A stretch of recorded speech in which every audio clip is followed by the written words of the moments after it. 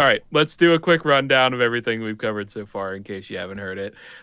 Registration for pre-events is open. Download the PAX app. It started on the 9th of November. You should go ahead and get that installed on your phone. Get pre-registration. It's good for Adventurers League, tournaments, so on and so forth. Couple modes of transportation. If you're flying in, you're going to land at the Philadelphia airport.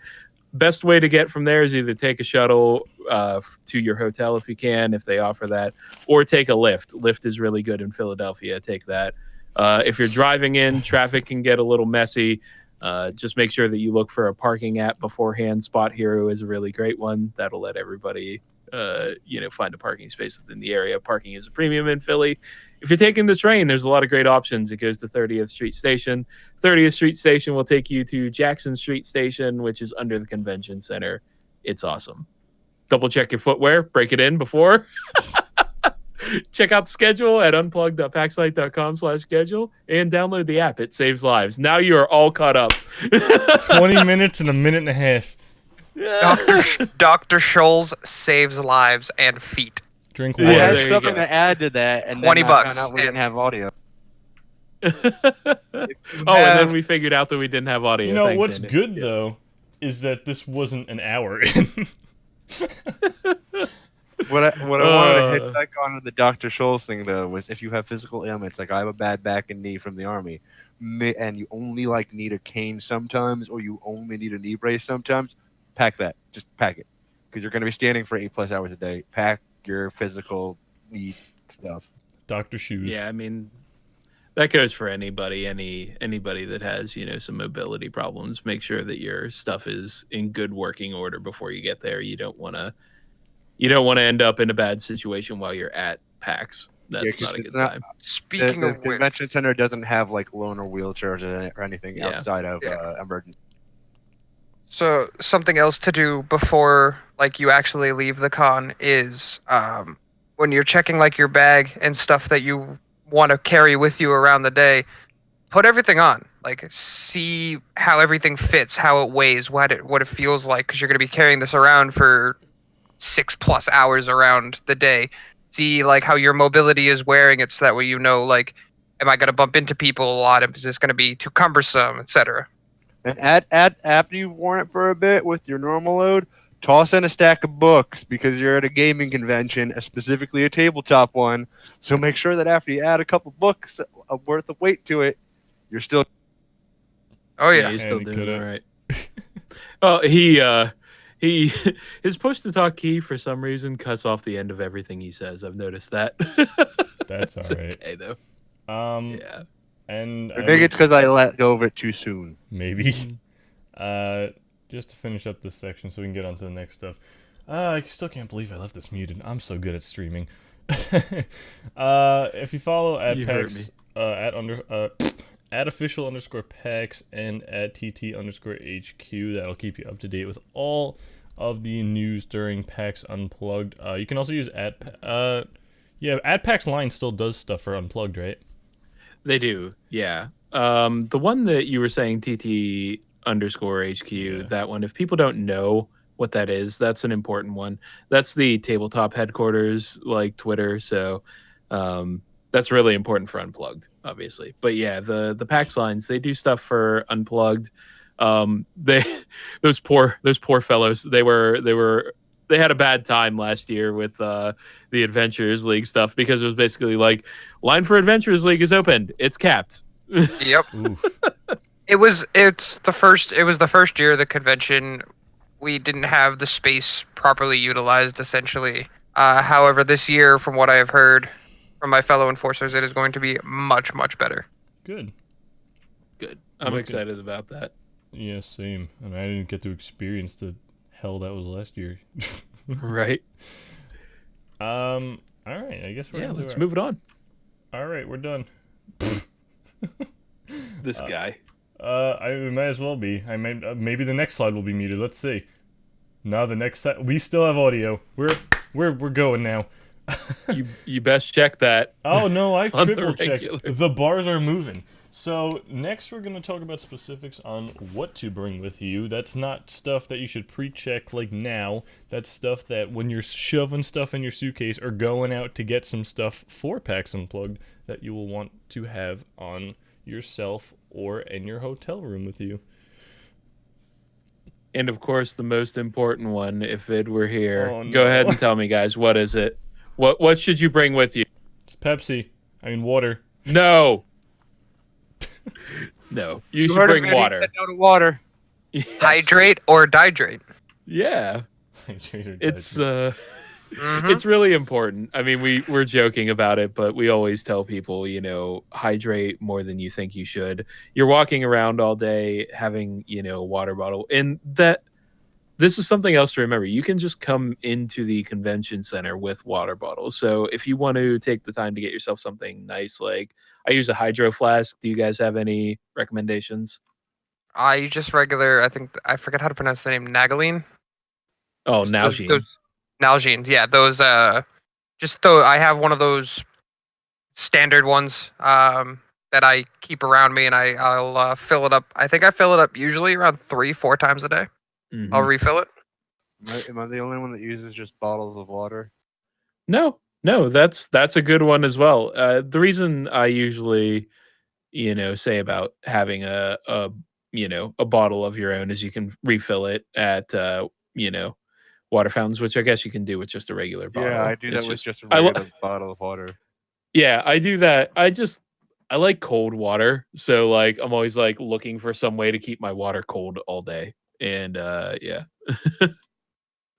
But yeah, water is really important. If you're feeling dehydrated, it's already too late.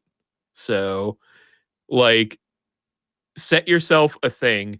This is what I do, and this is the dumbest thing, but uh, set yourself something in your brain that makes you remember to drink water. And for me, it was every time that I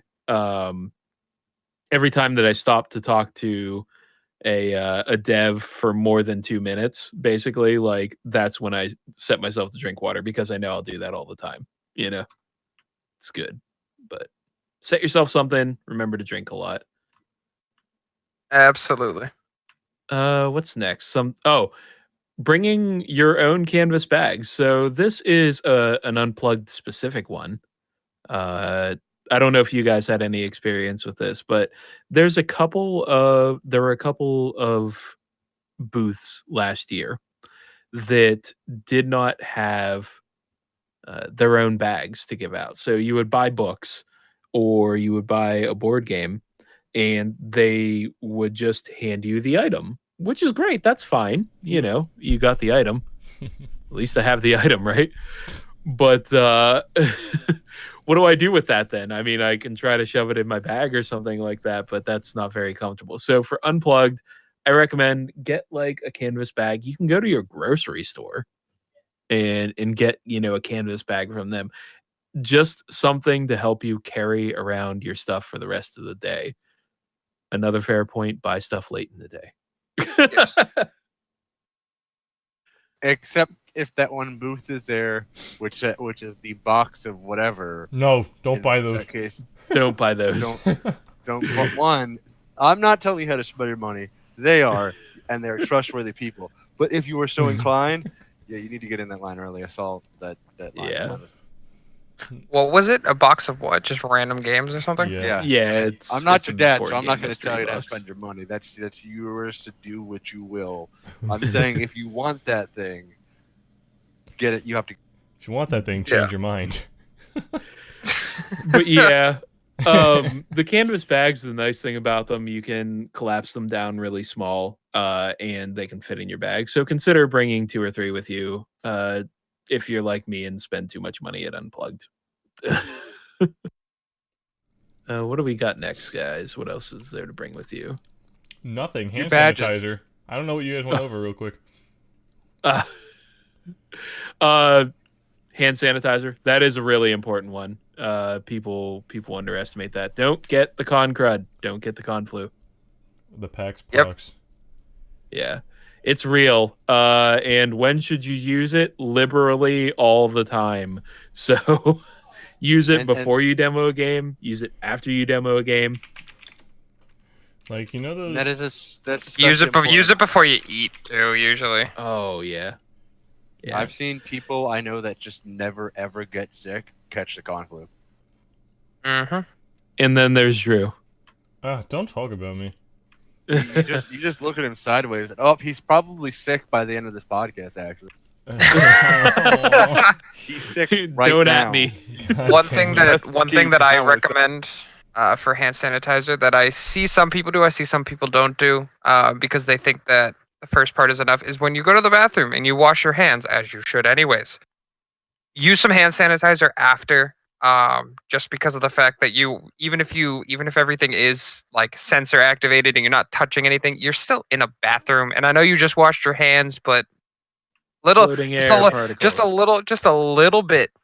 little bit right after you get out of the bathroom, and you clear the door. Just a little bit of hand sanitizer, just as an extra shield. It's important. Hand sanitizer is very important. It's probably one of the most important things to bring. Besides, Don't even bring water. your badge. Just drink the hand sanitizer. No, Just- Do not do that. You did not Let's hear that not. here. We are not actual doctors. We are not liable for anybody who Uh. decides to drink hand sanitizer because Drew told them to. We'll get a doctor. We have Dr. Exoskeleton. But I don't think his He's not a real PhD is doctor. in medicine. his PhD Oh, is in man. screwing with people. He's Another PhD thing, in marching. pain reliever. Pain reliever. Yes. If Ibuprofen, you aspirin. are, ibuprofen, aspirin, whatever your chosen pain reliever is, throw it in your bag because you're going to be on your feet way more than you're used to, unless you're somebody who like consistently like runs and walks and stuff. You're most likely going to be on your feet way more than you're used Are to. you trying to and- say most people aren't doing that go to PAX? No. There are plenty of people who are, of all walks of life that go to PAX. One thing. But I'm saying, Because I sure don't Go. walk. Drew, you just run everywhere. No. My little tidbit from enforcing, mostly because for me, I'm talking all day. But if you're gonna be demoing a lot of games and playing D&D, you're gonna be talking a lot. Throat lozenges, they will save your life. yep, just something to get some moisture back in your throat. It's useful. did Battery you- backup for your There you phone go. too. Yeah, let's move on to that one. Battery backup for the phone. Even though it's unplugged. You gotta be plugged in at some point. Hey, No, it's important because you need to keep up to date on Twitter. The PAX official Twitter, they and Lines and the TTHQ, they put out a lot of really good information throughout the entirety of the con. So you need to make sure that you have your phone available to you. And also if it's 11 o'clock at night and you're sitting there arguing with the rules lawyer at a D&D table about something, you can just pull out your phone and be like, ha, because you have power. On that note, I do want people to be prepared that at any convention, your cell phone may have.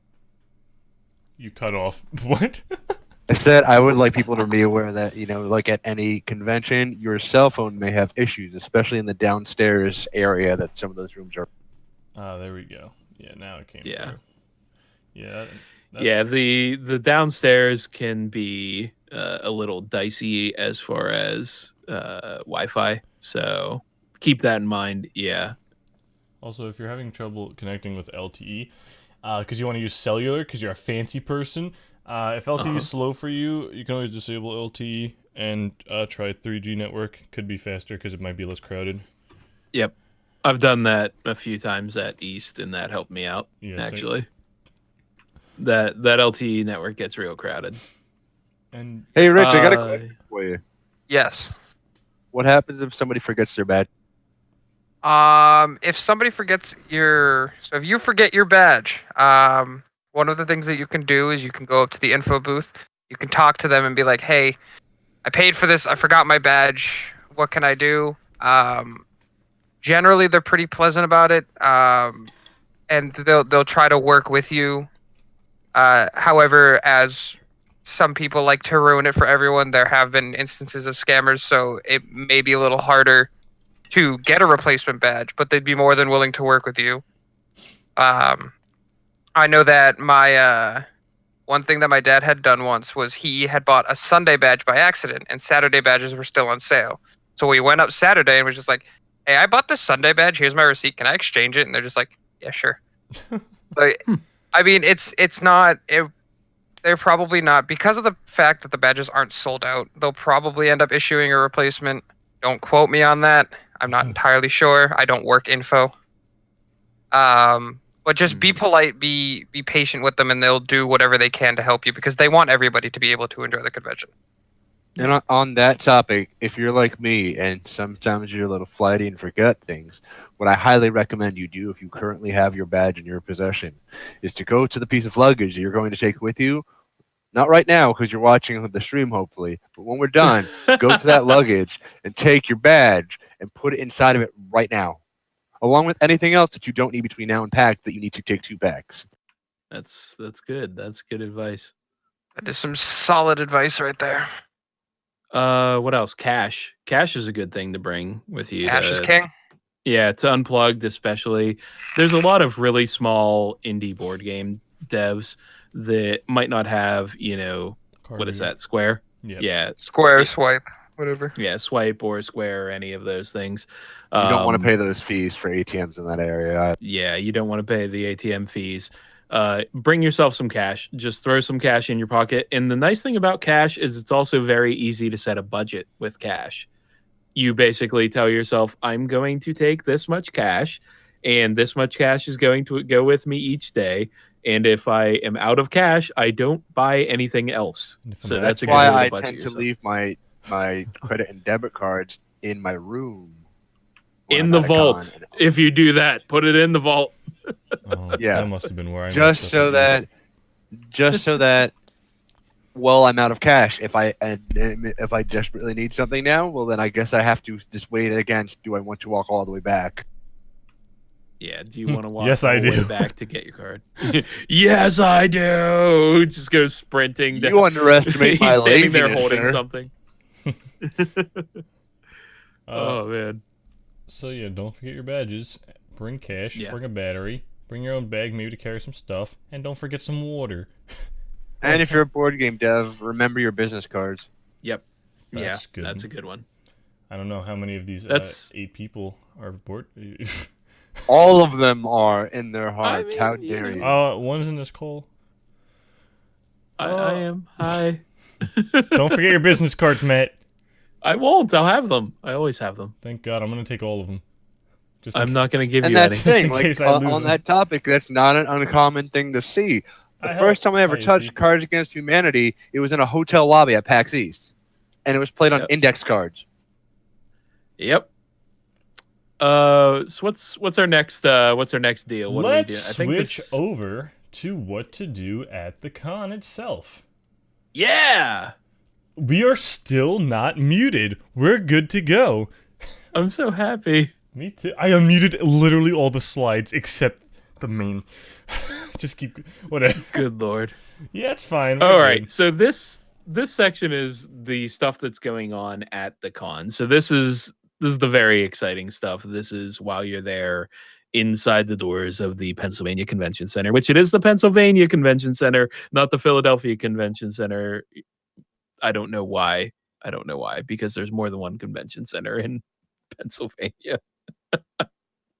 Because they thought there would be only one. There can be only one Wait, convention isn't center. every convention center except South named after like the general like state or province? Like there's Washington State Convention Center, Boston Convention Center, there's the Pennsylvania Convention Center, the Melbourne Convention Center, but then there's just the Henry B. Gonzalez Convention Center. Yeah. I mean, PAX East, if you remember, in its first year was at the Heinz. Yeah, Heinz, yeah. But Yeah. now they hadn't Yeah. changed suit. So now soon we're gonna get the Texas State Convention Center, if that's a thing. All right. Back to Well, Unplugged. yeah, at Unplugged, the first thing I recommend, if you guys don't know what this is, the first look room. So first look is indie devs that are bringing in boxes full of colorful discs and index cards and cardboard pieces that they've cut out and stick figures, and they're drawing stuff on paper. These things are very early concepts for games. Some of them are a little more evolved.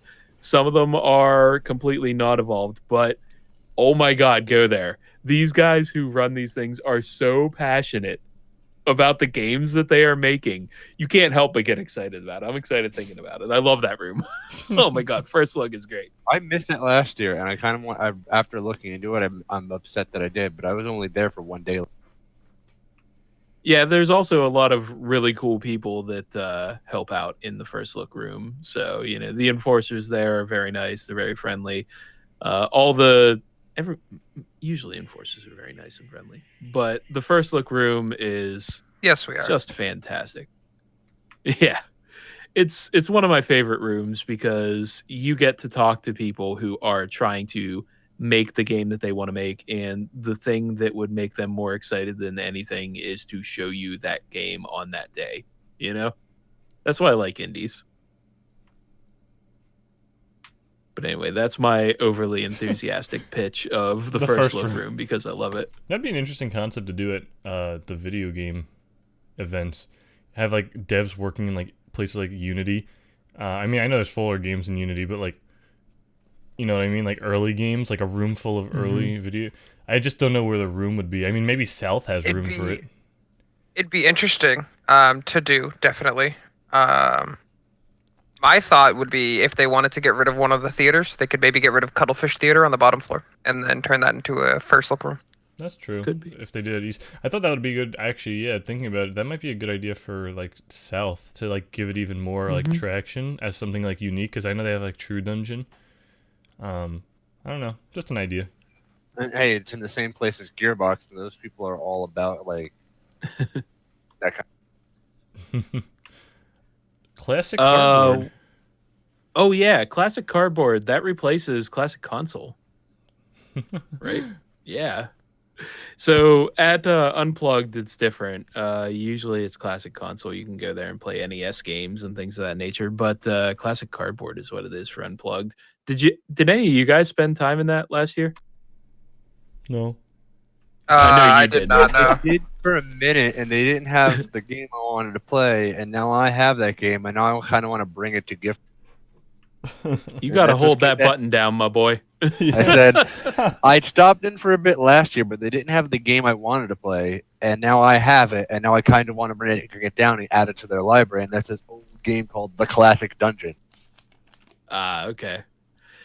Yeah, that's a good one. I actually knew that game.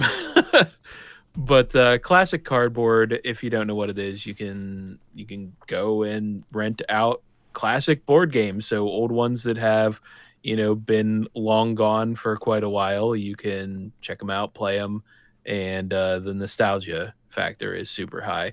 One thing I will recommend with Classic Cardboard is just please be careful with the pieces. A lot of these games are out of print, so just be careful. Don't lose stuff. You know, that's my only recommendation. Show with the same respect that if you had a really old game, show with the same respect that you would want people to show something of yours that was really valuable or special to you. Yeah, Classic Cardboard is cool. I like that place. I think I'll probably have to, you know, I think if I want to find Vid, he'll probably be spending a lot of time there. So something that's cool about Unplugged is this nice, unique area called Learn and Play. Yeah. Do you know anything about Learn and Play, Drew? I was reading up your notes on it, and I was also looking up sort of as much as I can get online, but as you know, or as I'm sure you would guess, there's not much Unplugged info online. But the idea that, you know, you're new to tabletop games, you can just show up and learn a handful of more popular known tabletop games. It's pretty cool. They don't really have some. I mean, you know, for video games, you got the dev right there, and he's like, "Oh, you do this, you do that." But I mean, a lot of tabletop games are old and harder to jump into on your own. Yeah, especially for some of the more complex ones. Like Munchkin. I mean, oh God, Munchkin, please. But something like Gloomhaven, for example, is just this big, like, unwieldy bear of a game. So yeah, it can be hard if you're, not new, or if you're new to tabletops and you're not used to their rule sets and stuff. But learn and play is really neat. I spent a little bit of time last year there. I believe, trying to remember what game they taught me. I believe the game that I learned there was Lords of Waterdeep, actually. I hadn't played that before. Ooh. Yeah. Yeah, it was fun, Fancy. dude. Was it? Yeah, it's really nice. The teachers are very friendly. They're very knowledgeable. They're good at rules questions. And if they don't know the answer to the rule question, because I inevitably asked something that somebody didn't know, they were really quick to find, the answer for it, which was awesome. Now, So yeah, RJ, is that one of the sections of Unplugged that Enforcers run? Because I feel like I recall something about that. For which the learn and play? Yeah, is like that Enforcers volunteering their time if they know the games? I believe enforcers can. That's just it's a matter of what section of the building it's in, because that would be based on what department you're in. Okay. I believe this year Learn and Play is on the convention floor, isn't it? Or is it a separate room still? It might be it might be in the tabletop free play area. Oh, okay. Either way, look at the map. Get the PAX app, look at the map. It's a rhyme of its own. Get the PAX app, look at the map. Alongside those, though, there's a lot of the standard pack stuff. I mean, obviously with its own tabletop twists. You got tournaments, free play areas, the Diversity Lounge, AFK Room, Mega Games. Yeah, these are a little special for Unplugged. They're different. As most things Mega are games at this event. Yeah, Unplugged is lovely. But anyway, if you I have don't no idea know, what these are. You haven't played Mega Games? I've never played Mega Games. Tell me. Oh God! So the Mega Games, they organize them, and you sign up, and when you get there, or they usually just accept people. But either way, you will be assigned some sort of role. Usually, in the one that I did last year, we were assigned basically a role of like, a thief or a ranger or something like that. But either way, they assign you some name or some sort of role, and then you take part in these large games that involve, 100+ people. Wait, is this like Assassins? It's sort of like that in some ways. I remember Assassins back in the day at East. Yeah, it can be like that, but it can also, like, they'll have like role-playing sessions involved with it. There's another mega game last year that involved Vampire the Masquerade, if any of you guys know that. But either way, these are just large-scale games that involve 100+ people. They're role-based, they're, kind of obfuscation games, they're trickery games, they're deception games, but ultimately you're all trying to vie for your little team to win in various things. I don't know what they're going to have this year, so I'm hesitating to talk too much about them, but I like the mega games. If you have time to participate in one, 100 people in a room trying to learn the rules and play a game at one time, it's really fun. Christ. Did you guys want to go into any more detail on tournaments or free play or Diversity Lounge, AFK Room at all? Yeah, so go.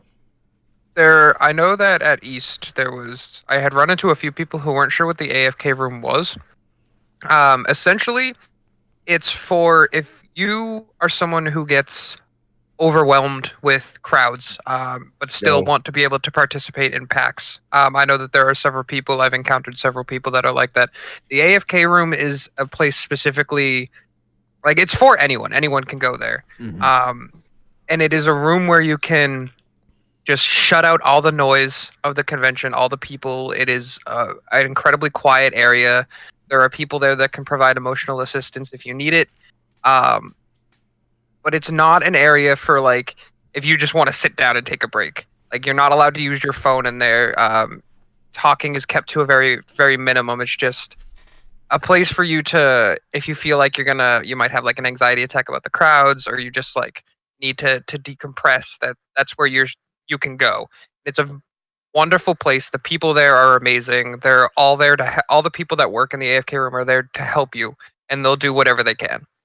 Yeah, from I like the an AFK attendee room. perspective. I used it like twice last year, and it was wonderful. Oh, it is incredibly effective. They Yeah. do their job very well over there. Yeah, good people, good place. If you need to just get away from people, which I know for some folks that's a big problem. For me, after a while, my ears start to ring, and I just need to get somewhere quiet for like a half hour. That's what I use the AFK room for. It's just a nice quiet place where I don't have to leave the convention center still, and I can just kind of let a headache dissipate, that sort of thing. It's good. I think this year it is. I can't find it. I'll find it on the map in a second, but we can keep going. Oh yeah. The other one is the other one that I just want to touch on a little bit is the Diversity Lounge. Because if you haven't been to the Diversity Lounge at a PAX, I think you should go there and check it out. You don't, have to be LGBT or anything like that to go there. I always stop by and get my ally ribbon whenever I'm at PAX. But it's a nice little place to go and just meet some new people, meet some new friends, get some more information about different initiatives that are going on in the area. Diversity Lounge is wonderful. Yeah, I like that place. New to PAX, which I feel like most people here aren't, but if you're watching maybe at a later point this stream, all PAX events are super huge on diversity and acceptance of people of all different races, genders, orientations, anything you can pretty much think of. So if you feel like you're going to be discriminated against in any sort of way, you could probably wipe that thought out of your head. I mean, even the people at PAX, I don't know if people are different outside of PAX itself, like the people that go there, but it seems like everyone's very accepting of everyone, at least while you're there. So it's a really welcoming environment. And if at any point somebody actually is, that's when you go get a nice friendly enforcer. Yeah, they'll help you out. We'll be wearing bright purple shirts that say Enforcer in big letters on the back. It's really, really hard to not find an Enforcer. Like, you can find you can throw a stone and find at least 3. Yeah. Go find an Enforcer if you have any problems. That's the general tip for that. But and just real quick on the free play area, the expo hall at Unplugged closes at 6, but the free play area, I believe, is open until midnight. Is it midnight or 1 a.m.? Midnight. I believe it's midnight. Okay. So the free play area is open until midnight. What I'm telling you is after you're done walking around on the expo floor, go over to the free play area, find a board game you've never played before, get a table, and just learn how to play it. It's the most fun. It's the most fun thing to do. There are also, if you're in the free play area, you might see signs you might see people that are holding up signs that say LFG. That means that they're looking for group. So if you see that, walk up to them and be like, hey, you're playing a game I've never played before, and I can see your sign. Like, do you guys mind if I join you? And 9 times out of 10, they're going to be like, yeah, sure, come on. Like, that's what they're here for Unplugged for. Even if you don't know the game, it's okay. I definitely have seen people sitting down at tables where they didn't know a game.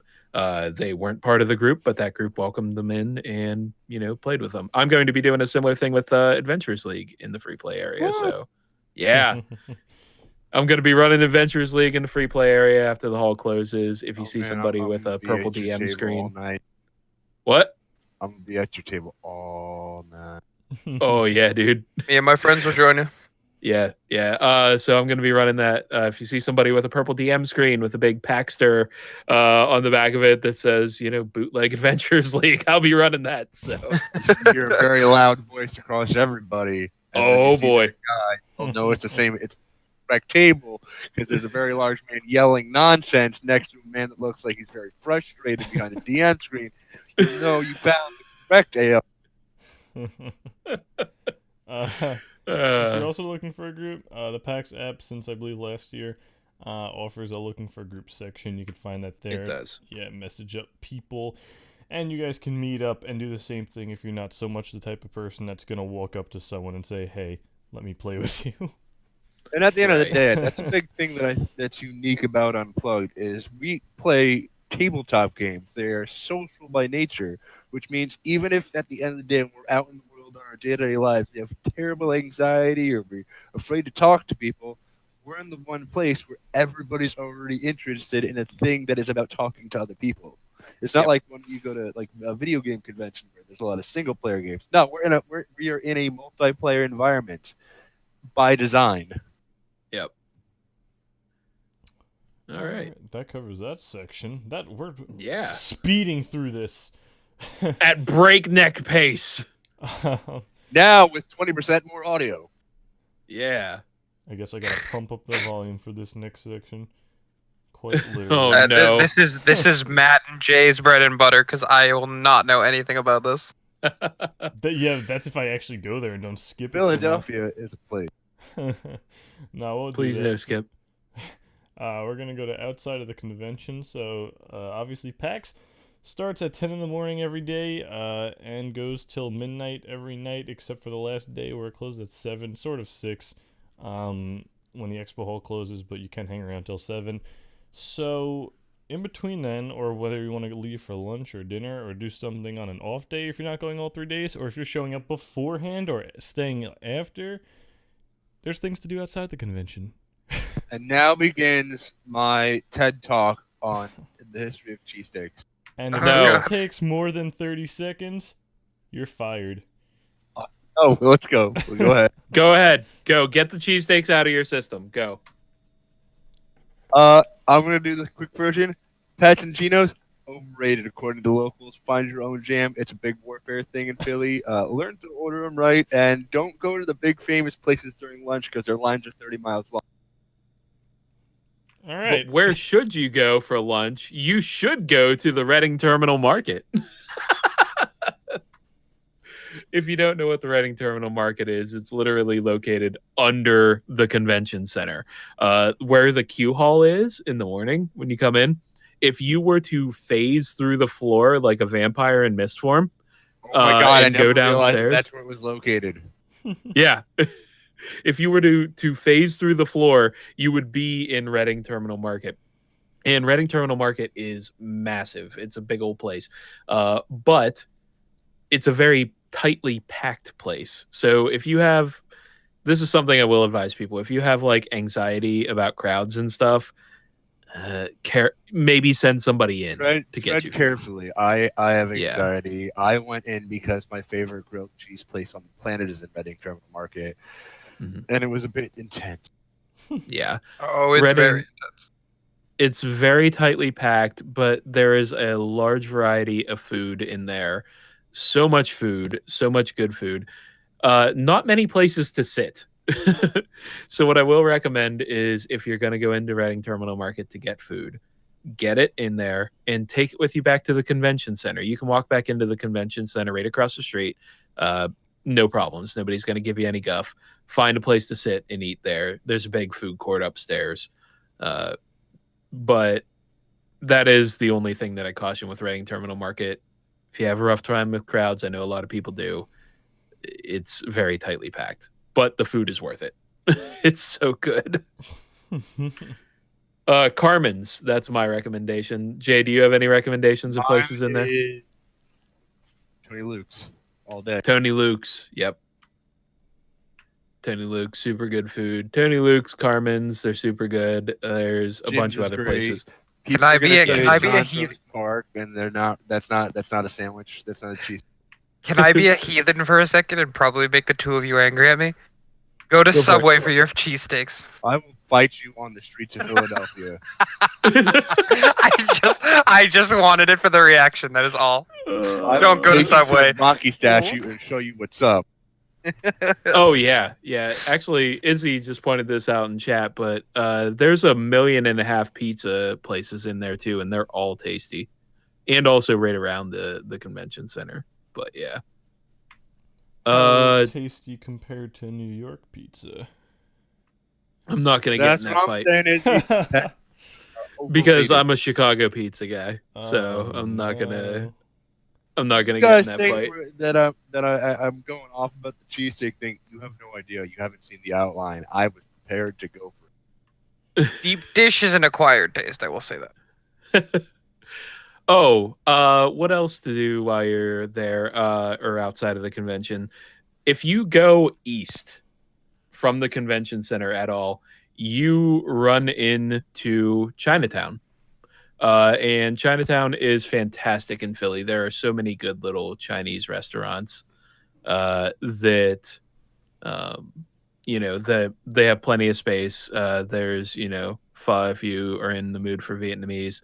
There are a bunch of little like Asian markets around there.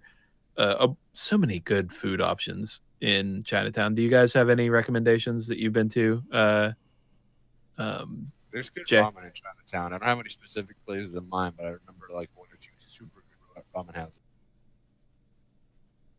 I feel like every time I've gone to Chinatown for something to eat, I just wander around until I see a place and I go, "That looks good."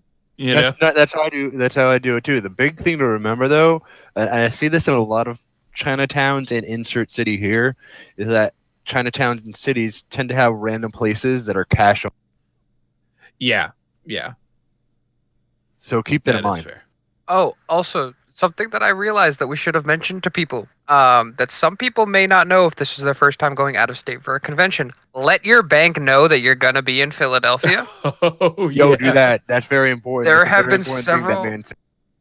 mostly because of the fact of like I go into East, but there are some businesses that when they swipe your card, it'll say that it was purchased based on wherever it was set up in like New York or whatever. And my bank will shut my card off because they think it's fraud. Well, depending on what time that happens, you might get locked out of your card for the rest of the day. Let your bank know ahead of time. Let them know, hey, I'm going to be Yeah. traveling from the day you leave till the day you walk into your front door, and be like, anything, if I detect any fraud, which you should if you're going to be going out of state, check your bank account regularly and let them know all of the transactions are going to be mine. If I detect fraud, I will contact you, etc., etc. Yep. It's a good thing to do. That's a good tip.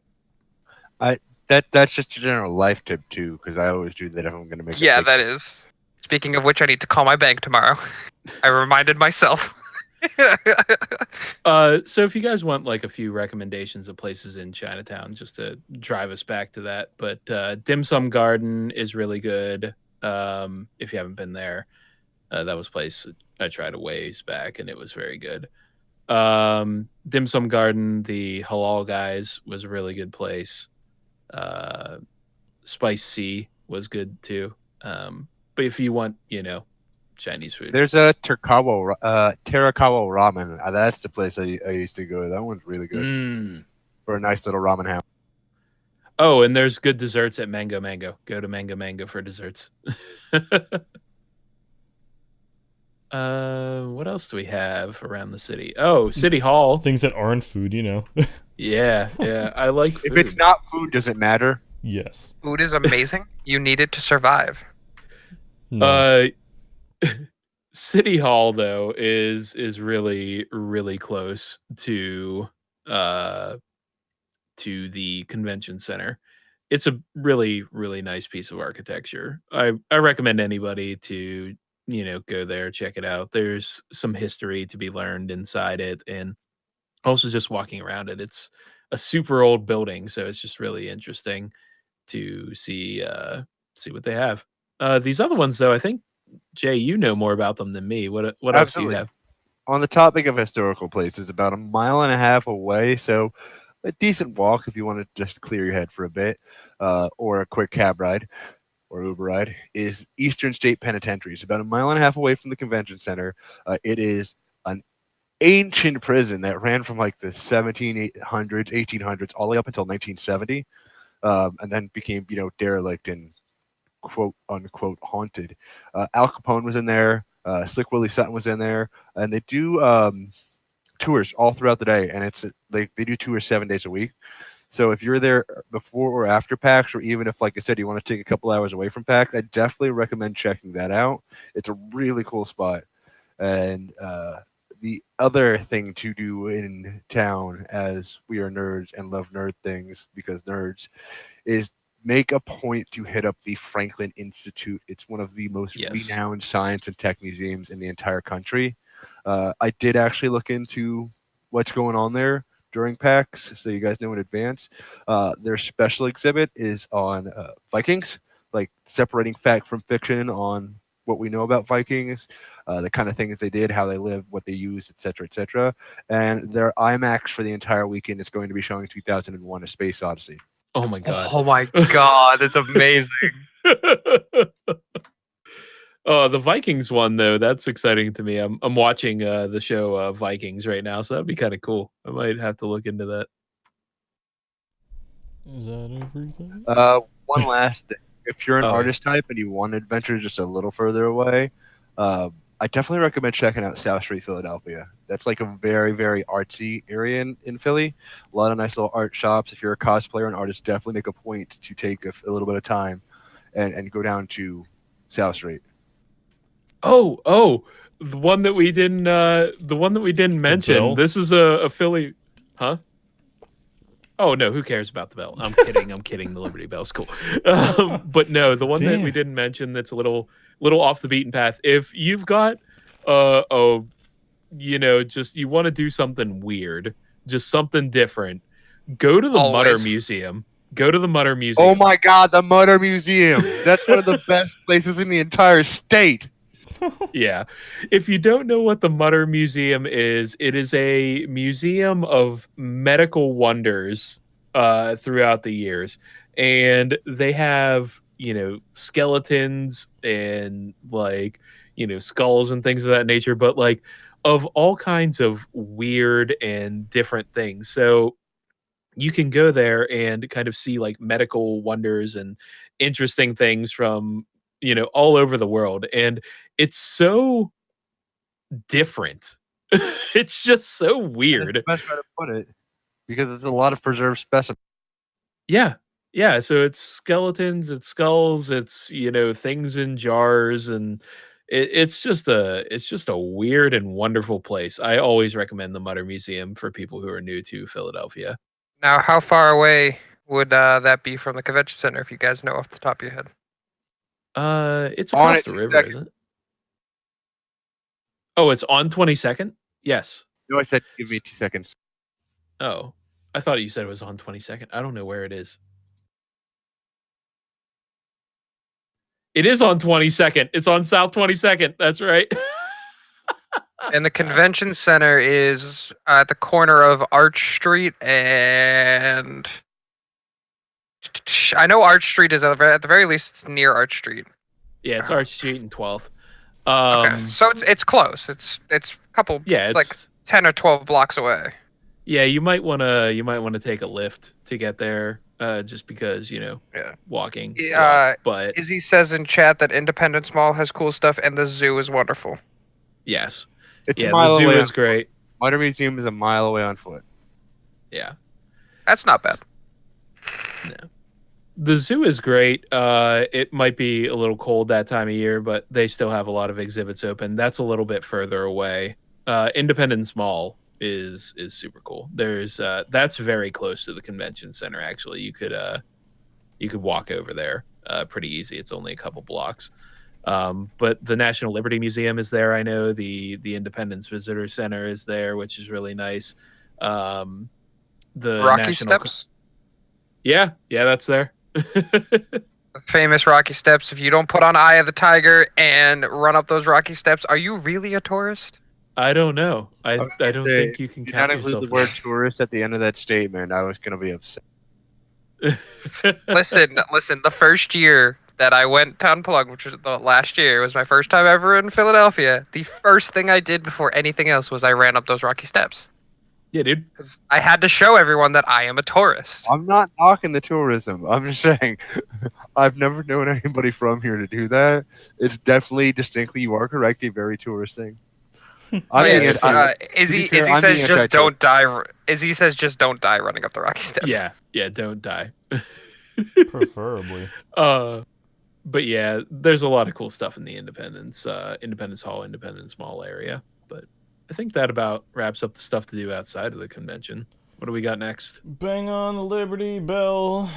All right. Yeah, don't do that. You'll get arrested quite quickly. Put a bigger crack in it. So now we're just gonna switch into general tips about PAX in general, and some, I guess, more targeted towards Unplugged specifically, since it is the one PAX that is essentially completely different from the rest, other than Dev, I guess. Poor Dev. Yeah, well, Dev is just a special little con, and we love it. But One so day different. I will enforce Dev. Maybe. It will happen. First you gotta enforce West. First you gotta go see it. Oh my god. No, I I'm dying. enforce Dev and then go straight into West. Of course, of course. Six straight days of enforcing. What's not to love about that? General tipperoonies. I'll start it with shipping stuff. I know that this is a thing that I have to do, but if you're flying and or even if you don't want to haul everything back yourself and you buy a bunch of stuff at Unplugged like I do, there is a FedEx Kinko's in the Marriott, which is connected to the convention center. There's also a UPS store a couple blocks up if you want to ship stuff. Take it there and just say, help. They can Help.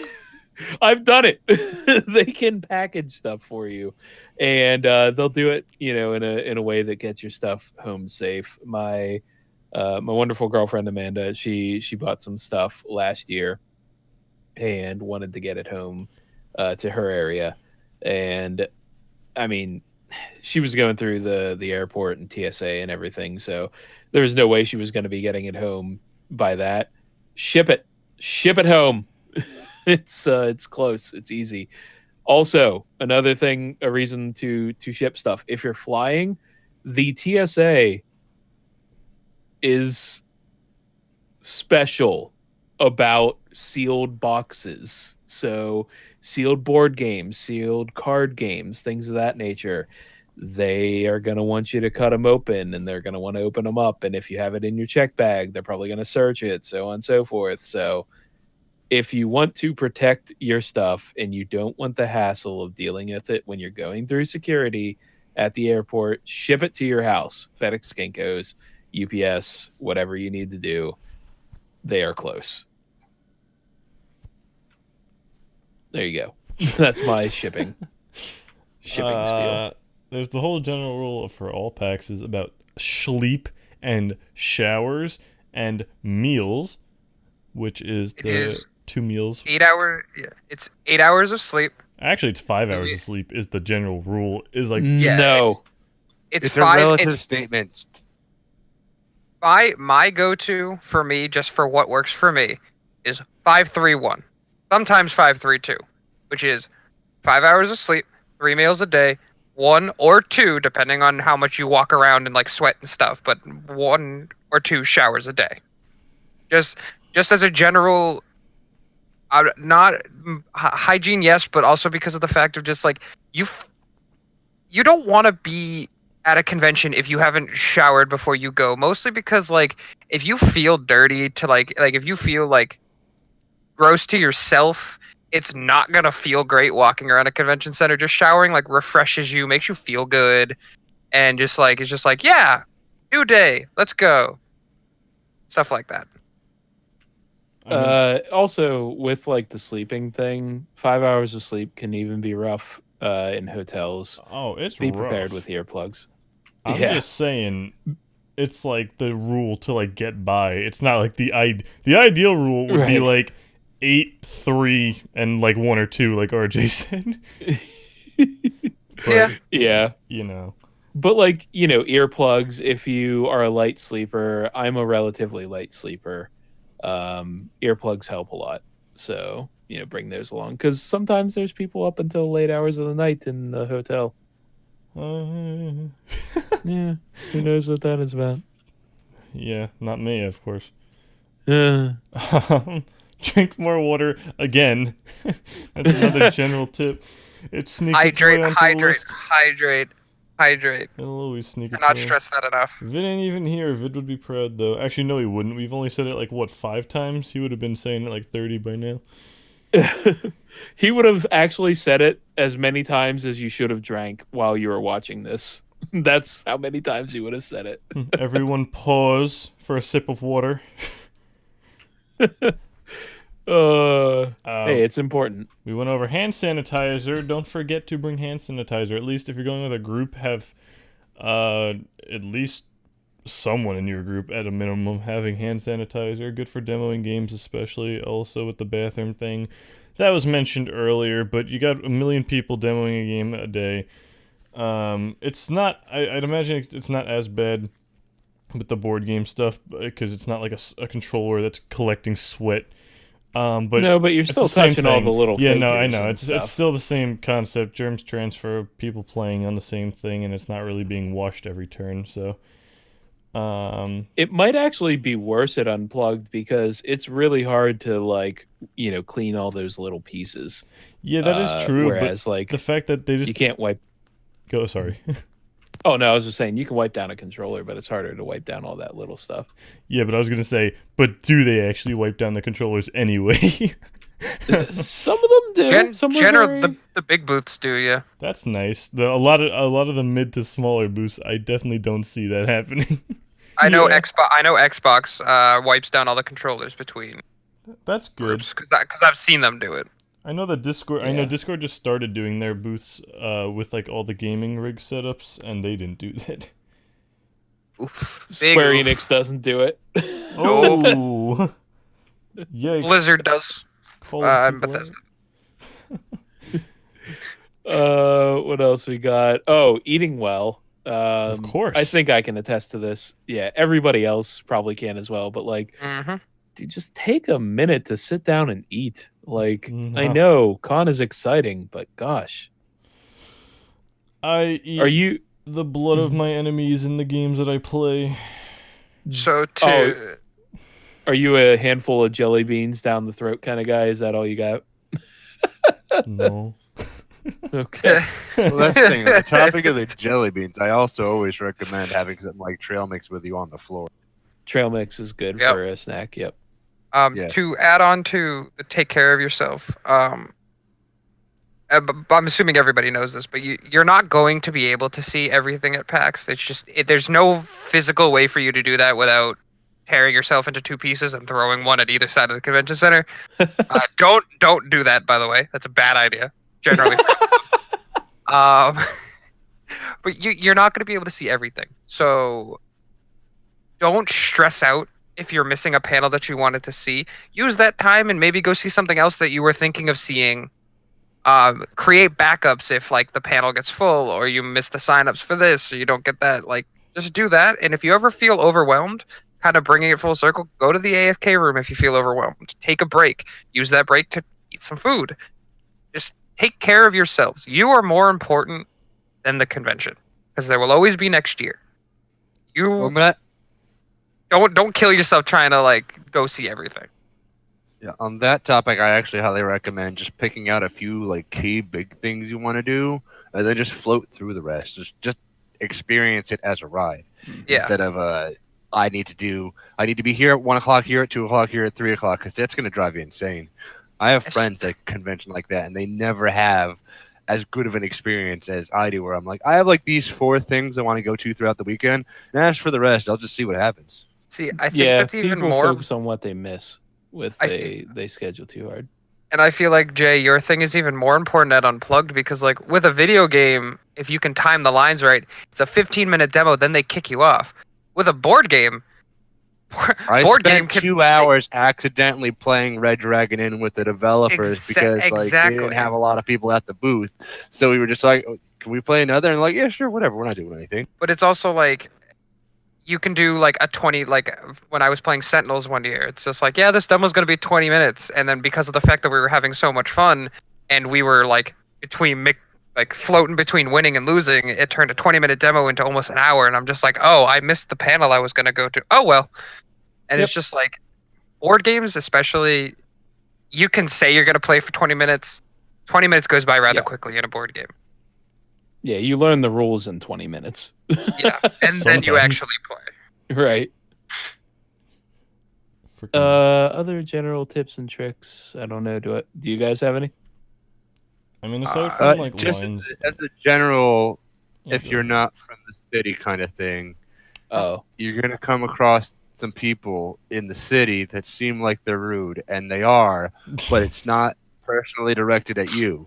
It's just the way we city people exist as a survival mechanism. Yep. So we don't hate you, we don't know you. Yeah.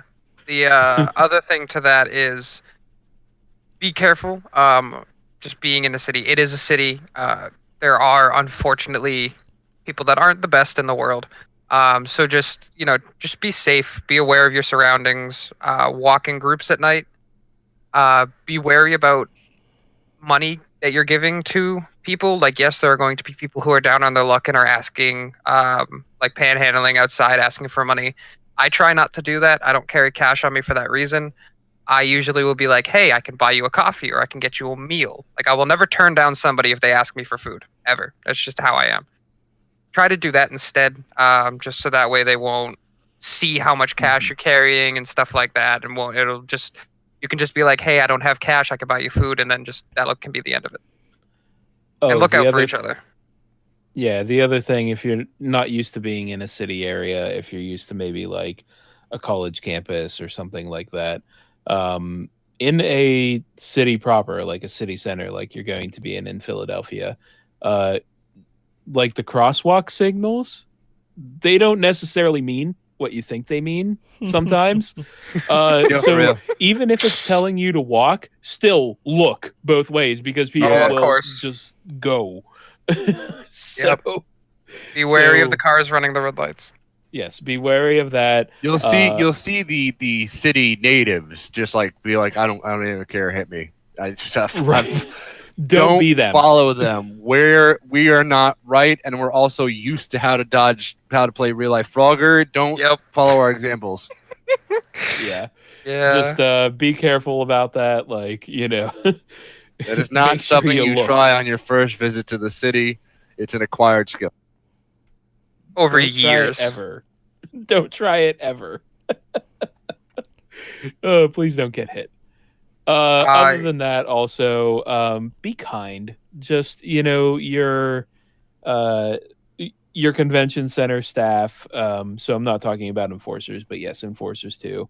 Your convention center staff, your hotel staff, your housekeepers in the hotel, the people at the restaurants. These conventions, though Unplugged isn't the biggest one around or anything like that, these people are still, just at their job for the day. So be kind, be courteous, be friendly, and treat everybody how you want to be treated. The golden rule, right? Just we want PAX to have a good reputation, and we want these people to go, oh, PAX, good. That's a good one to have this weekend, right? But that only works if everybody does their part to make sure that everyone has a decent weekend. So To add to that real quick, along with being kind, be patient. If something yes, if something in the restaurant isn't going well, be patient. If something at the convention center needs to be fixed and you have alerted like the people who run the convention center of the problem, be patient. It will get fixed. There's a lot going on. It's a big weekend. We're all trying our hardest to get the job done, and we will get it done. But just try not to let it get to you. It might not get fixed right away, but we will get to it eventually. And yeah, go ahead, Jay. And to my anxious ball of brain people, if this is your first PAX, I know right now, this time, you're probably coming up with 17 reasons not to go because there's a lot of people and there's a lot of stuff. I'm going to tell you right now, this is the one place where you should be good with going because unlike any other crowded place you're going to go where you don't know who anybody is and what they're up to and what they're going to do when you're going to have a million things to make up in your head. This is a one place where everybody's on equal footing because we're all there for the same love of the same thing. Yep, exactly. We're all the same Absolutely. like-minded individuals. We're all here to have fun and play board games. We are all peers at PAX. Mm-hmm. Yep. It's why Look the out motto for is each welcome other. home. That's what we were talking about with looking out for each other as well. Like if you see somebody in a potentially unsafe situation, or if you see somebody having a problem or whatever, another attendee or whatever, help them out. Anything you can do to promote the environment at PAX is a good thing that you can do. PAX is more so than any other convention I've been to about community and about friendship. So be a part of it. Get involved. And if you haven't ever done it before, if you can, I know that not everybody can, but if you have the monetary ability to, bring a little bit extra and donate to the Cookie Brigade. Yo, the Cookie Brigade has the best snacks. Yeah. Oh, they're the best. Yeah, if you find them on Twitter, I think they're just at Cookie Brigade. They'll tell you where they are, and they will bring you cookies if you tweet them. Sometimes, like if you're like, I'm in this line here, and it's going to be a long time. Sometimes they will bring you. Yeah, they will. They will deliver if they have the time to. Just give them cookies, or give the people cookies. Give them some or money if you want to bake, give them cookies. Like get it. You can get involved with them and make cookies for them to sell to charity. So he's not entirely. Give cookies to the Cookie Brigade so they don't have to eat the cookies that they brought with them. To raise money. But the Cookie Brigade is fantastic. Just so you know, when you're giving money to the Cookie Brigade, they do not keep any of it. Nope. Everybody who bakes for the Cookie Brigade is a volunteer. They donate their money and their resources and their time to make the cookies. And they're also free. You don't have to donate to get cookies from the Cookie Brigade. It's just something that people do. But all the money that you donate... Ones. I request the broken cookies because then I don't feel bad. But all of the money that you donate to them, if you have the monetary ability to, goes to various charities. Which charity are they usually? It's Child's Play? Yep. Okay. Yeah. So all the money goes to Child's Play. Fantastic charity. Yeah, if you don't know what Child's Play is, it's a charity about getting kids in hospitals or, bad situations, whatever, getting them, games, things we love, the things that fill our heart with joy. It's about getting them in the hands of, kids who are having a rough time. So that's also, what it's about. Child's Play is there. They should be there on their own too. If you want to go to their booth, they sell merch that I believe the proceeds go to Child's Play, obviously, of course, and you could donate directly too. Yep, they raised I want to say they raised into the 5 digits. They did that last year, and I'm pretty sure we can get it to them again. But to back up real quick to what Matter was saying about if you see someone helping out other people, if you see an attendee that is potentially having a rough time, and you don't feel comfortable going up to that person, get an enforcer. That's one of the reasons why we're here. That's one of the things that we try to look out for is to make sure that everyone's enjoying it. So if you don't feel comfortable going up and helping an attendee, find your nearest enforcer, let them know. We'll get them to the people that can potentially help them and make sure that they're doing all right. Isn't it a thing that I know some people didn't get this at first, and I didn't get it for a couple years, but even the name enforcer is because they reinforce the show kind of thing.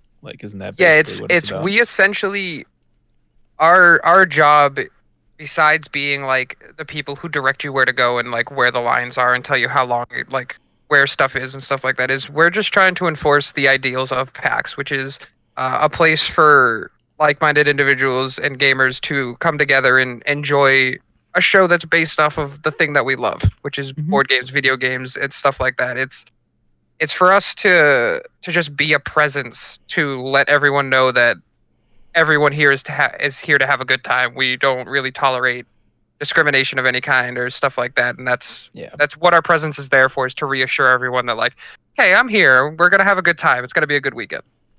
Awesome. Just to give a figure on that Child's Play thing, It looks like last year, their support year kind of is recurring every July. So I think from last July to this past July, it was $1.5 million raised. That spreads across 140 of their partnered hospitals. Yep. Love it. And you can also, I'm going to pull this up real quick on the stream. They're doing this new thing throughout what should be all the PAXs up until next West, unless they change designs by then. But from when I got a chance to talk to one of the people that worked at Child's Play, they're doing these shirts, Play Games, Feel Better, in all the colors of the different PAXs. So Unplugged should have a purple one with this design on it. And they're PAX exclusive, and like usual, all the funds for it, all the proceeds for it go to Child's Play to help support those children. And now that I know about this shirt, I will be buying it at Unplugged. That is an amazing shirt. That's awesome. And they're also super soft. Something else about Child's Play, if you want to check out something that they're doing right now, Desert Bus for Hope is going on at this very moment. Oh, yeah. Head to desertbus.org. They are, what is it? Penn and Teller's. I forget. Penn and Teller's Desert Bus. Yeah. Well, Penn and Teller's Smoke and Mirrors. It's from Smoke and Mirrors, yes. Yeah, but anyway, there's a game in there where you're literally driving a bus through a desert, and it just. This is Matt's first desert bus, and it makes me happy to hear him talk about it. I'm excited, dude. But they raise money. And the more money they raise, the longer they have to do it. What did you say? Jerry drove the bus for a while. Yeah, he did. Yeah. Geez. So if you want to check out that right now, it's desertbus.org. So, but you can check that out.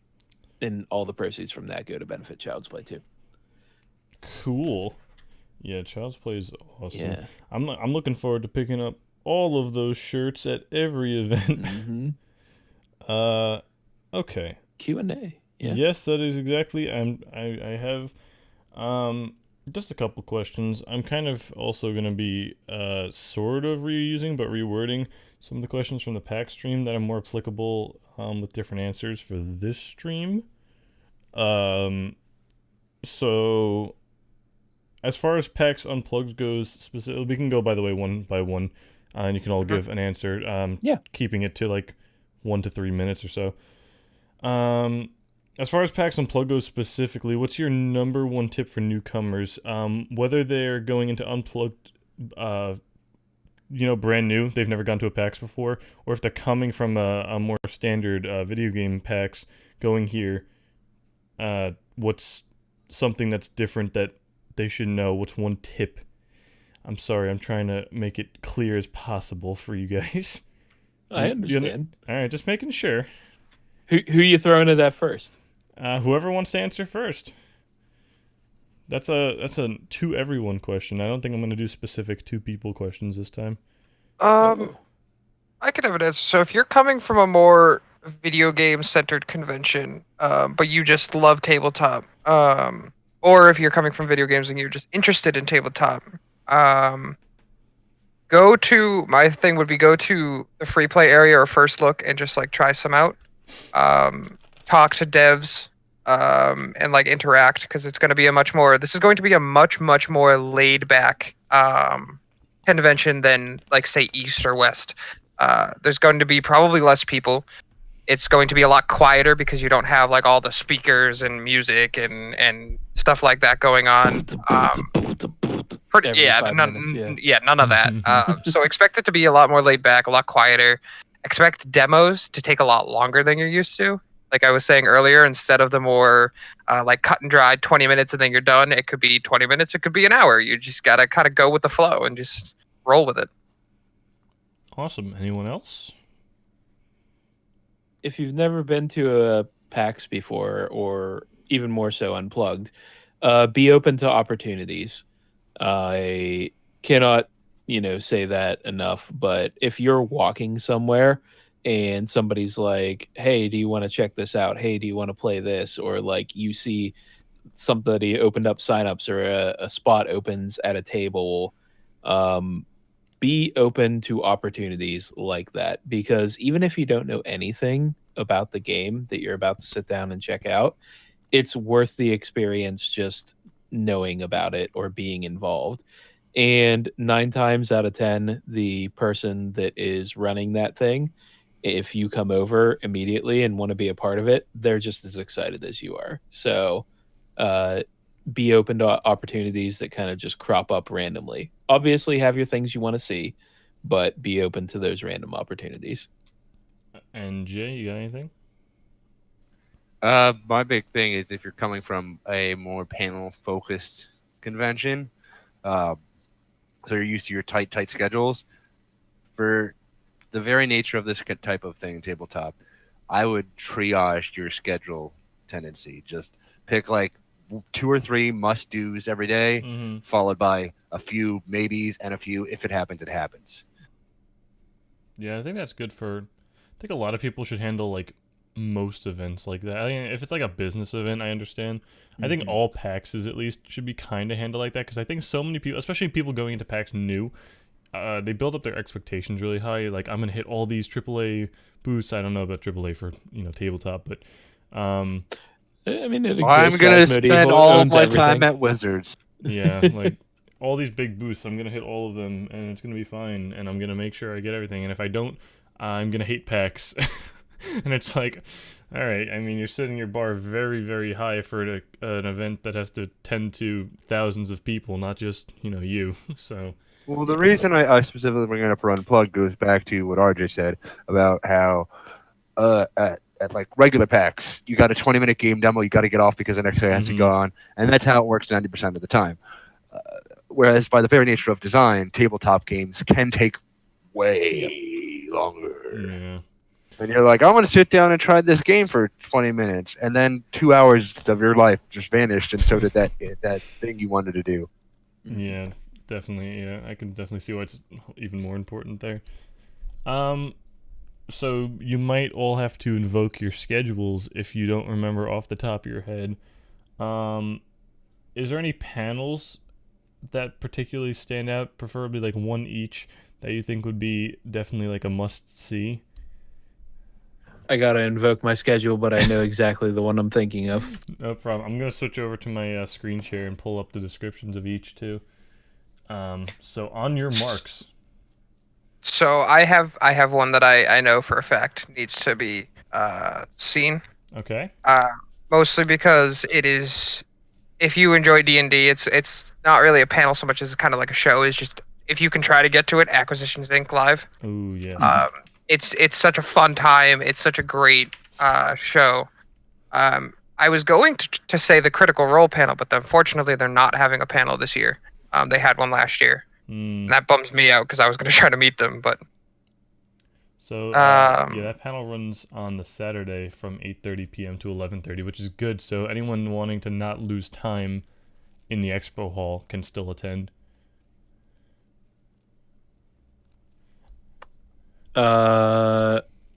Mine would be the Shut Up and Sit Down presents the Champion of the Wild Live.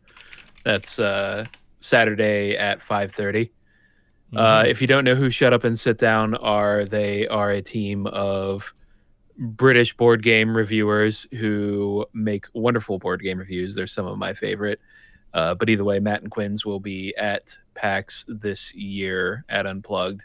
They're doing 2 things. They're doing the podcast, and then they're also doing the Champion of the Wild Live.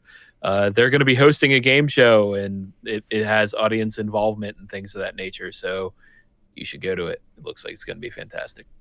Awesome. Jay, you got anything off the top of your head? Or are you invoking your handy schedule? Yo, I'm going to pander right now, and I'm really, frankly, disappointed that the other 2 for not mentioning it. I'm most excited, and it's not really a panel, about the Omegathon, because we have 2 contenders from the community. What? That is represent Sarah and Fangy. Yeah, if you are a member of PCD, Sarah, and which is, I think it's Division 10. Yeah. Division 10. Yeah. I'm going to be that guy and call you 2 out. I'm sorry. And Fangy, they're both in the Omegathon. It's a weekend-long gaming thing, but go there, cheer on your PCD representatives. Best of luck to both of them. Can I do a shameless plug for something that's not a panel? Yeah, sure. Sure. What? So a buddy of mine created a game called Aegis. It's combining robot strategy game. It's like a fighting game. And he is having a tournament December 1st from 4 until 8. You can do that at the tabletop tourney registration desk. Registration will open at 9 a.m. on Saturday, December 1st. It's a super fun game. What was it called?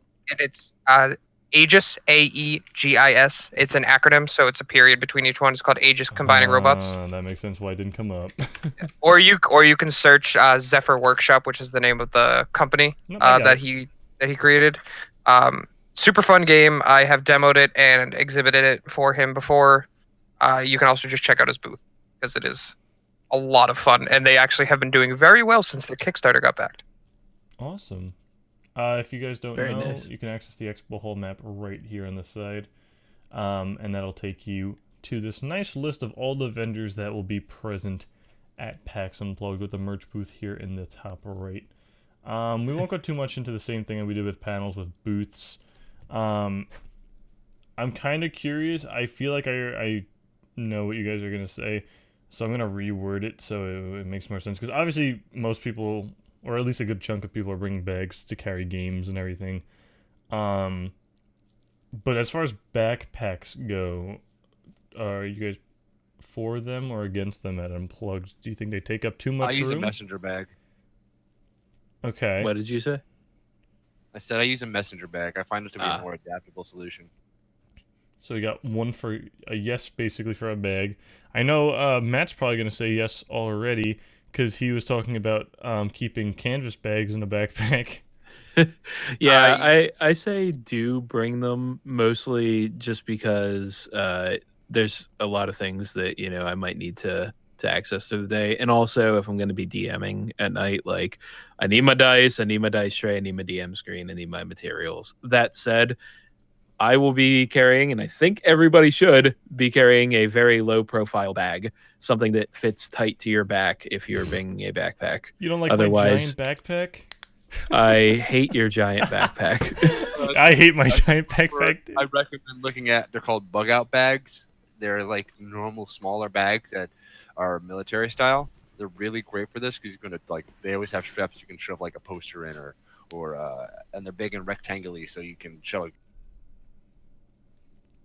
So it's not as bad at Unplugged, I will say. The show floor is less crowded, so yeah. But what about the enforcer perspective? On the topic of backpacks, if you're going to wear them, I do have a humble request as somebody that has used a wheelchair at PAX before. Be aware of down. Yeah. Yep. Of what?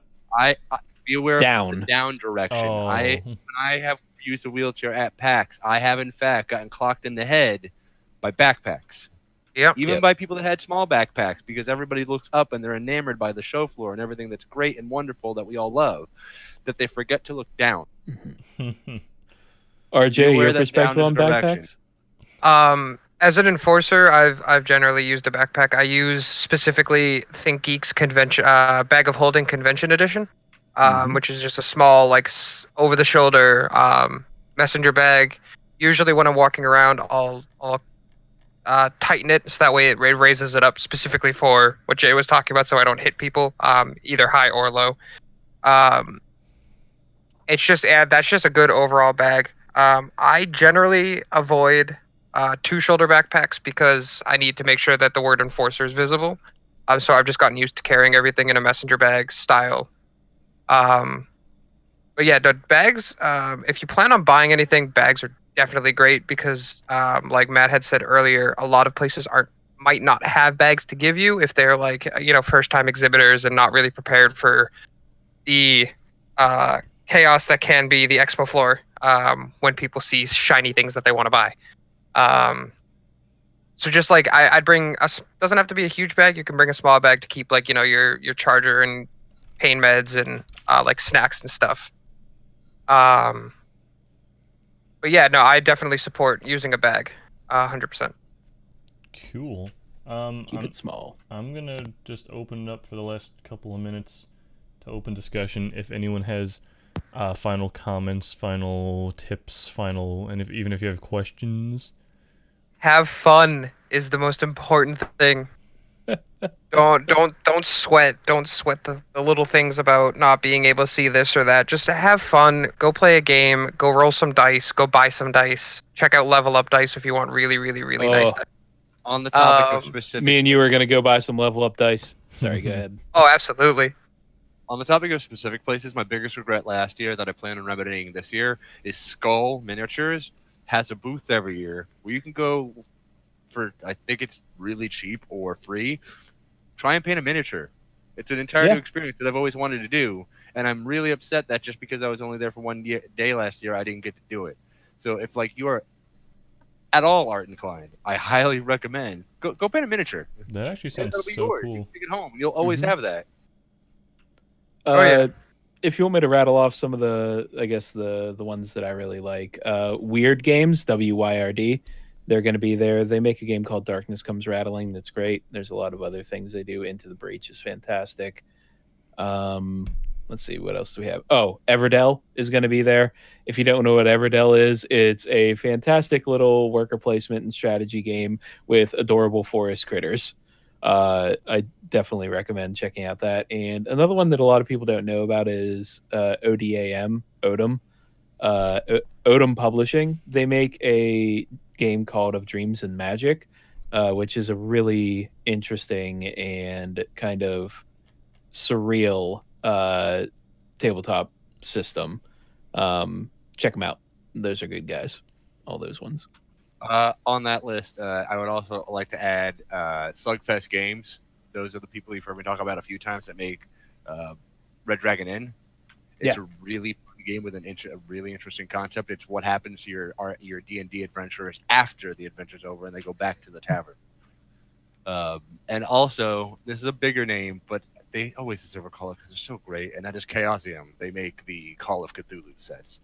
Yep, Chaosium's Call of Cthulhu. Fatigue. Sorry, I'm a huge H.P. Lovecraft fan. Yeah. You should check out Darkness Comes Rattling then. You would really enjoy that, I think. Yeah. But is anyone here pin collectors? Yes. Nope.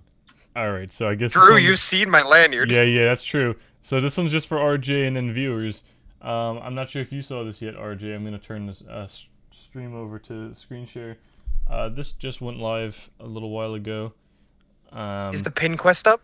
No. The Desert Bus pin. Oh yeah. I saw it the other day too, but now it's actually available for order. If I'm you're debating interested in getting pins. Yeah, I just thought because we brought up Desert Bus before and I saw this. It's definitely Okay. Just for myself and other people that might not know, what is Desert Bus? Is it a bus driving simulator? Is that all it is? I will give you the quick and dirty version of Desert Bus. So, literally, a game within a game about driving a bus from Tucson, Arizona to Las Vegas through the desert with no passengers and nobody to keep you company and no music, and the bus drifts slightly to the side. And if at any point you run off the road, you get towed all the way back to Tucson and have to start again. It is done in real time as well, so it is an 8-hour drive. And you only score 1 point for each trip. So is it like real people download the game and they start taking over the bus? What it is it's the folks from Loading Ready Run. They do this every year. They have incentives. They have silent auctions. The objective for their money raising is the more money that's donated, the longer they play this game. And I'm sure we can find some videos to show in the Discord of the longer it goes, the crazier they tend to get because they do not rest often while they're doing Desert Bus from Hope. So they tend to get a little nutty when they start breaking a couple 100 hours in this game. Jesus Christ. The most important thing that I have noticed as a new viewer of Desert Bus this year is that the actual game in the Desert Bus is the least important part of the stream. Absolutely. It's all the stuff You that's can going also on while this throw is money happening. at them to make them do things. Yeah. So it's That's very hilarious. entertaining. When it first Um, started, it was literally the entire screen was Desert Bus, and then as time went on, it became we have it in the bottom right. Now, would you like to throw money at us? Play 20 questions, where I'm gonna assume every answer is cat. That's beautiful. buy all the purple merch. All the purple merch. Of Oh, course. on that topic, if you want to play Matt, you need that to get that the first day. I was there on Saturday, and they were already gone, and now Yeah, I have. play Oh Matt's yes, That's yes actually you do. good advice because I collect all the PAX playmats, even though I don't. I do not use them. have the. They go very quick at Unplugged. Get So there. early. yeah, especially because of the fact that purple and black is the best color combination. Don't even Yes. at me because it is correct. You're not wrong. No, he's right. The design Loyalty, man. the design for the 2018 PAX is the glitch design, which in my opinion is one of the better designs that they've made, which makes this playmat. I have the East one and it looks great. I can't wait to have it in purple because I will.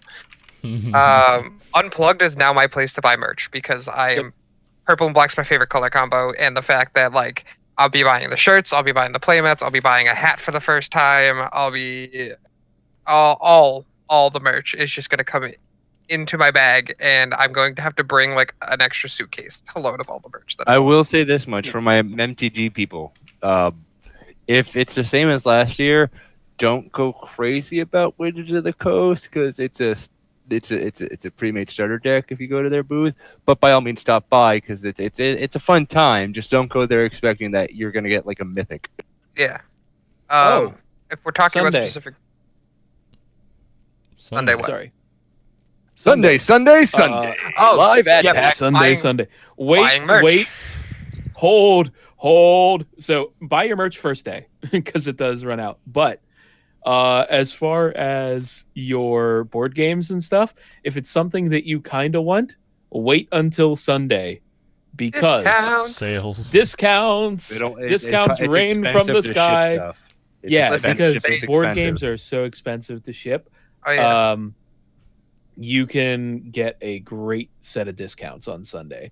If there's something you really want and you think it's going to sell out, by all means, buy it first day. But if you aren't worried about it selling out, stop in on Sunday because the devs probably want to get rid of stuff before they have to haul the whole thing back. Yep, they do. That's how I got a free expansion for Red Dragon Inn, in all honesty. That's how I got Dark Souls board game for $60. If we're talking about shameless plugging for booths that we want to visit, go to Wormwood. They have amazing and beautiful dice vaults. Oh my god! I need one to day, replace- when I have money, I will have all of the Wormwood things. I need to replace mine because some very rude human stole my Spalted Tamarind dice vault with my solid set of brass dice from Level Up, and I am. It's like $240 worth of stuff, and it's gone now, and I am like devastated. Oh.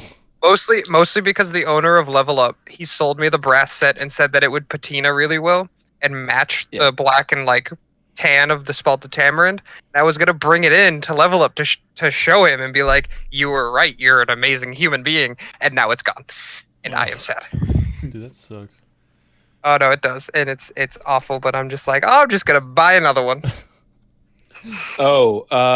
Sign-ups for we have just a PCD thing. The Teespring for the Unplugged I was gonna shirts plug is everything up in a and sec. Yeah. active. Oh, okay. Go ahead and do you. First, just on like a final topic that's kind of off of Unplugged, but not really. It has to do with like PAX in general.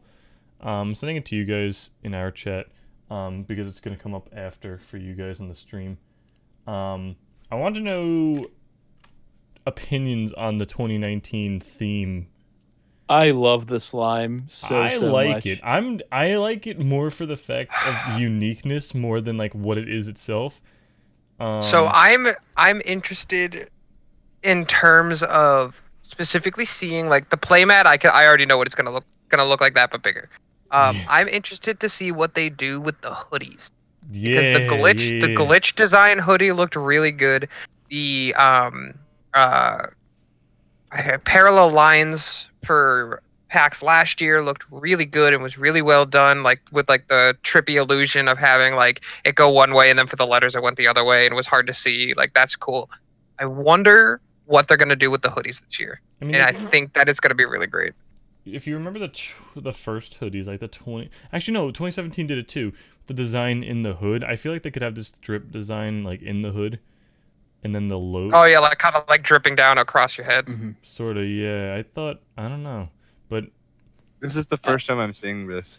Oh, I love the slime. Yeah. I'm all This about was it. this was the design. You could see it if you went to go South. buy a badge. You could well, yeah, South. But if you went to go and buy a badge, you could see it when you selected the badge rewards. It would show you what the design was. yeah, I was It waiting was till the East. office supplies one. I Yeah, still don't go know ahead. why they like. I get it. Like it's like how much like different types of stuff can you make with like PAX branded, but like office supplies and a pencil holder, like both of them. Like I don't mind one or the other with something else, but it's like whatever. So I just got the dice set again. I will say Yeah, this, I was first hoping for a impression, blanket. Yeah. First impression of this Mm. design, it makes me think of like the early '90s Nickelodeon, and that makes me happy.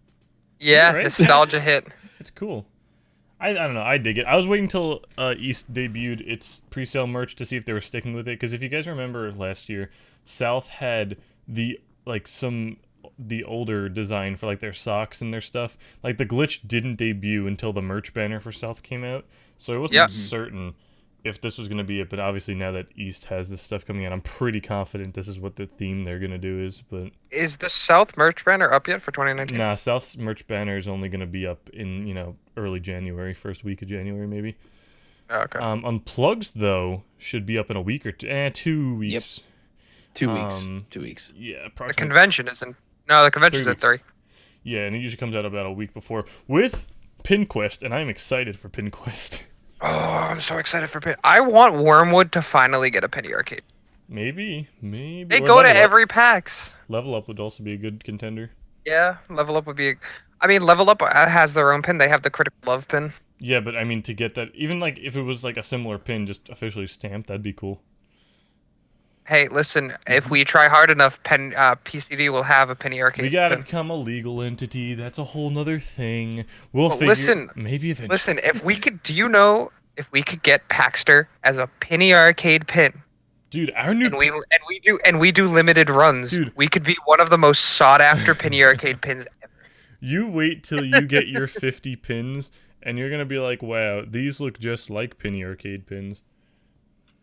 That's awesome. Well, yeah, but they're not. They're better because it's Paxter. Oof. Oh, they just leave it at their better. It was like, Ouch. Oh yeah, and they're better than Penny Arcade because they're Paxter. They're better than Penny Arcade because they're oh cheaper. my god, I should make like a Ouch. bootleg Penny Arcade logo and stamp it on the back. Shut- Paxter Arcade. That's how you get into legal trouble. yeah. And that's where you get sued. Good.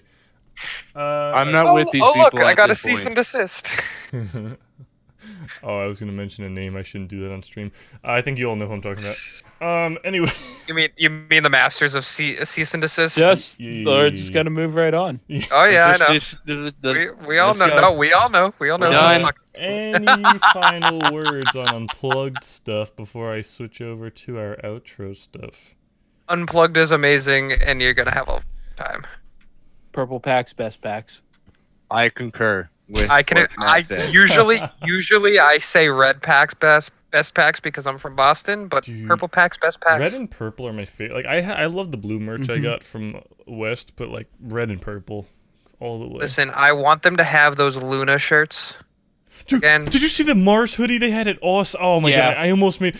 The only reason I didn't pay someone to get me one is because I feel like they were gonna bring it to Unplugged They better. because they No, reused they're the not gonna. shirts. So they're not gonna do Mars. You, They did the Saturn hoodie was no, dude, East. because they reused both shirt designs from West at Oz. So why wouldn't No, they? yeah, they used the shirt designs. The hoodies were different. No, but every event has gotten new shirts, except Oz now. So why wouldn't they maybe reuse a hoodie for the two smaller events, Oz and Unplugged? So the reason I'm thinking that they're not going to reuse the hoodie is because I think they're trying to create a set. So they're like the shirts are going to be the same. It's going to be like a Luna shirt and like a whatever other planet was the other shirt. But Saturn hoodie was East. Mars hoodie was Oz. I'm thinking maybe Jupiter or Neptune might be Unplugged. We have a Saturn hoodie, a Luna hoodie, and a Mars hoodie now. Okay, so Saturn, Real Luna, fast. Mars. So maybe Mercury or Venus for. And then what shirts? I have all the shirts too. There's Neptune, Mars, Luna, and Saturn shirts now too. Okay, so we don't have a Neptune hoodie, but we have hoodies and shirts of Mars, Luna, and Saturn. I want the Saturn hoodie. Wasn't in my Right, guys. size. Oh, you never though. got one? Oh. No, I went to go and get one, and there was one 2X left. Actually, Drew, I believe you have my Luna hoodie. Don't I you? do have your Luna hoodie. You said a super small one, right? Yeah, like as small as you can get it because I'm a petite person. I'm a little baby. Absolutely. A quadruple extra small in a toddler. Yes. Yeah, actually, real- if it would fit like a Barbie, there you go. That's me. Beautiful. Real fast, I do need to correct something I said earlier. I actually found the booth that I was talking about when I was telling everybody to go paint miniatures. That is the Reaper booth. I don't know why I kept saying Reaper Skull, but miniatures. Thank you. All right. All right. Is that everything? Believe so. Cool. Yeah, dude. So, I guess last stuff is on screen right now is what Matt was mentioning before I got the chance to officially do it. I was trying to be helpful. I'm sorry. We have currently our limited edition Unplugged 2018 shirts. Right now, there might have been some color issues for the first batch, but right now, like, they seem to be printing right. Unless something was just wrong. We don't know the issue right now. But they should be good now. We're doing event-exclusive shirts from, I think, here on out. We'll see where the wind takes us, I guess. If you want to get this before Unplugged, you're probably going to need to order in the next batch or so, because they do take a while to print and ship. And I believe these are... When's the next batch going? Oh, in 54 minutes. Beautiful. You guys all have time to... go now. Go now. Leave. This is the one time I'll tell you to leave the stream. Go. So you can grab those pins right now. We're all out for Unplugged unless you find RJ. RJ should have a couple extras, at least I have one the pin. original pin on my jacket. I have the OG pin. I have 10 to give away. I will. there, Yeah, so. I will point out. Yeah. I If one of you enjoy guys wants to pins. put one of those in my hand, I will love you forever.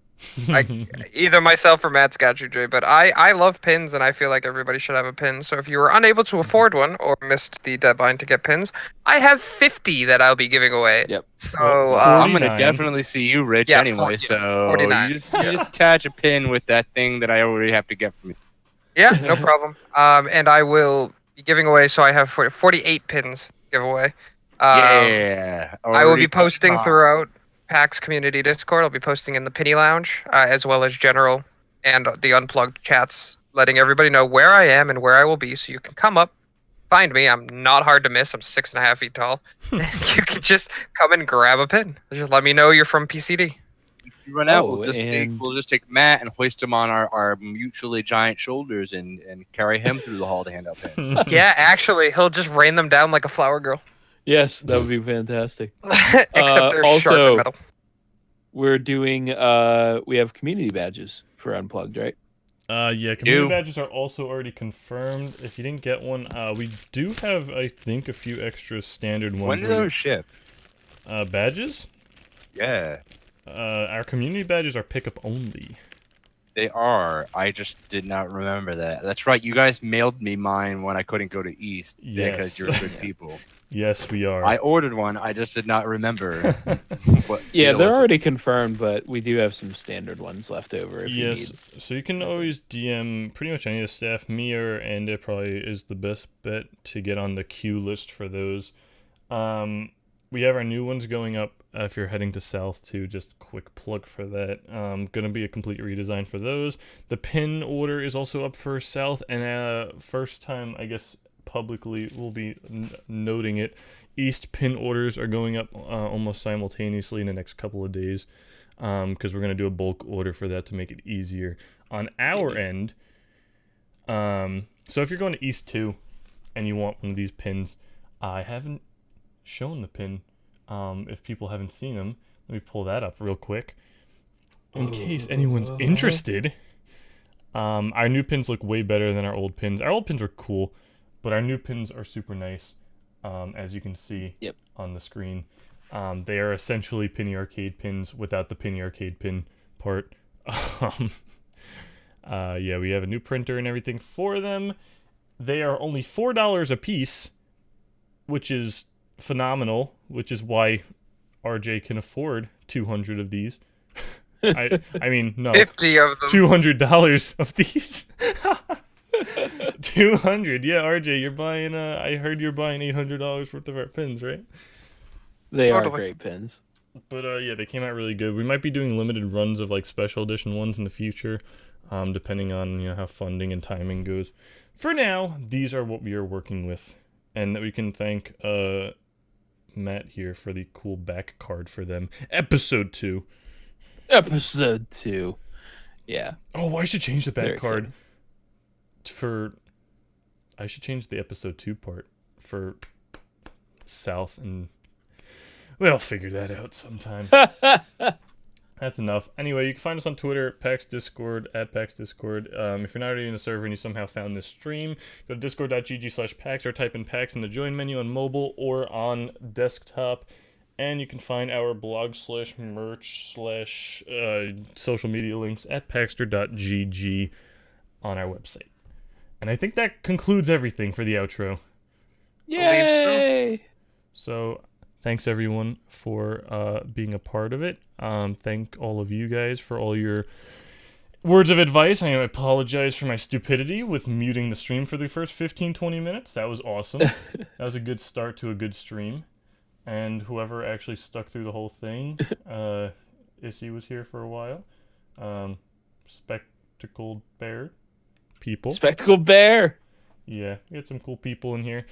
Thanks everyone for coming out, and we will be back for PAX South prep. But first, we will be in Philly, so you can come say hi, get your pin, get your badge, or just come and be a friendly person.